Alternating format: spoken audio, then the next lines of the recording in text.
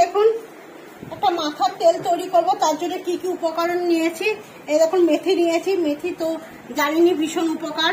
কালো জিরে নিয়েছি, অ্যালোভেরা নিয়েছি, হাতে শুকনো আমি জবা ফুল নিয়েছি, শুকনো করে রেখে দিয়েছি, এগুলো যখন ইচ্ছা সেগুলো ইউজ করতে পারি তার জন্য।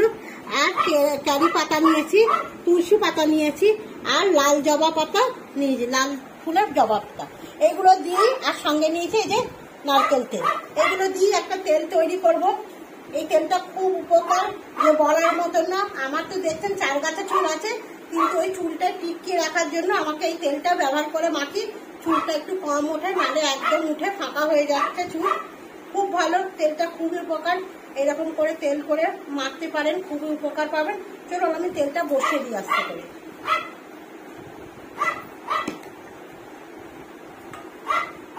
একদম গ্যাস আস্তে করে দিয়েছি, একদম লো আছে।